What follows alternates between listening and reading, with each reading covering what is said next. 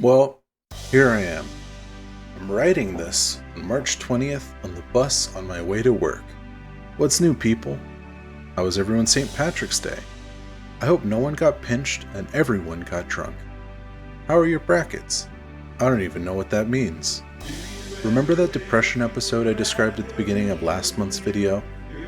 It got much worse, then somehow got way better. I actually feel fantastic, full of energy, full of life. Could it be that the games I played on this month's list pulled me out of that slump? Probably a little bit.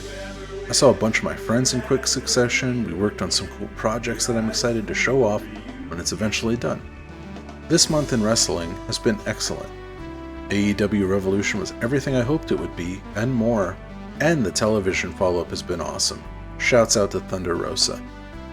Anyway, enough preamble. I made a real weird list this month because everything I played was either a continuation of previous months or something I didn't have too many strong feelings about.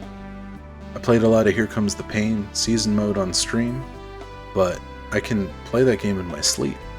I dabbled in 2K 2022, but haven't got that deep into it, so here we go.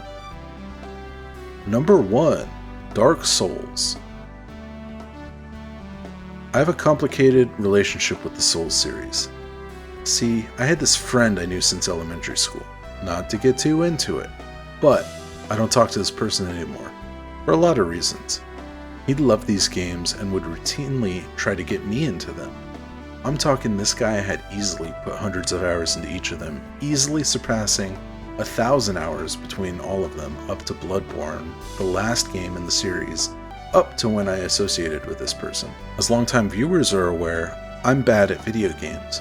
Playing in front of people makes it even worse.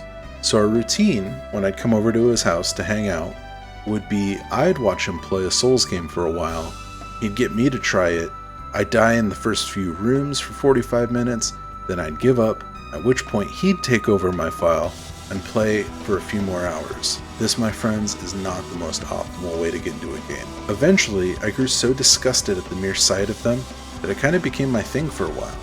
I'd hate on Soul games. It was my thing, like a guy who wears a funny hat or carries dice around. This was all baseless, of course. I said these things simply to get a rise out of people, but I didn't really care about the game. This was my version of being an edgy boy on the internet. Then, all this Elden Ring hype happens. It's so pervasive among my friends, people I follow on Twitter, even random coworkers who were hanging around. I started to feel it, but I can't bring myself to spend $60 on a game that, existentially, I may not even like. I may not even figure it out. See, I'm a different person now than who I was when I picked up this dislike. A few years ago, it wasn't sitting well with me that I was actively disliking something that I had hardly given a fair shake to. I tried playing Bloodborne. It had been a PlayStation Plus game at some point, so I downloaded it and I couldn't figure out what I was supposed to do. Fought a wolfman, every door I found was locked, and I couldn't find a weapon, and I gave up after 45 minutes. But I was kind of hyped about Elden Ring. A friend of mine offered to let me borrow a copy of Dark Souls Remastered, so that's the end of the preamble. Let's finally talk about the game.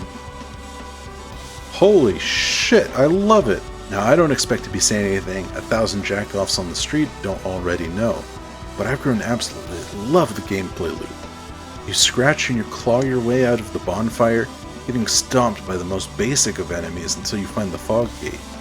Then the boss has his turn to stomp you out. But then, you've mastered the pathway from the bonfire to the fog gate, so you just crush that part in between getting your beatings from the boss, until finally, you take that fuck down, and you just feel like a millionaire. The sense of progression is amazing too. If you're where you're supposed to be, it feels like a fun challenge. If you aren't where you're supposed to be, the game lets you get stomped like wine grapes. But when you go backwards, back to the Undead Burg and Parish and stuff, all those guys who gave you so much trouble earlier make you feel like Jushin Thunder Liger just Liger bombing everything in your path. It really makes you feel like you're part of the world.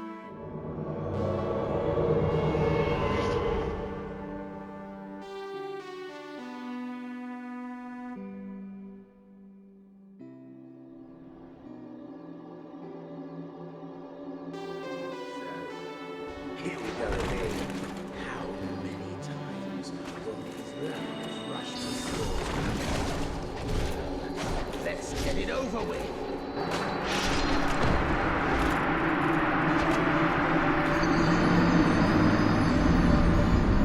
10. 10 more times. I really love the characters. It's just so cool coming upon these weirdos. Everybody talks about the Praise the Sun guy, but I really like everyone you talk to, even minorly. As of writing, I'm not finished with the game. I'm heading down to the Crystal Caves from the Duke Archives. Just the same, I'm already excited for the future. I want to play Dark Souls 2 and 3.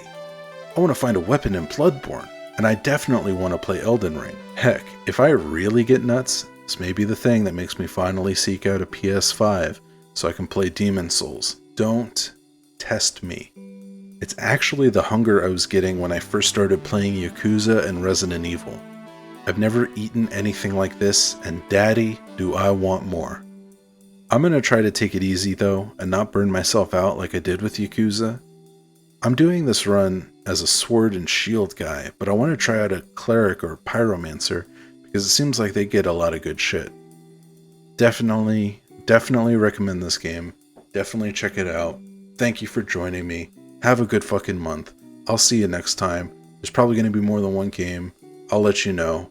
Have fun. I love you. Bye-bye.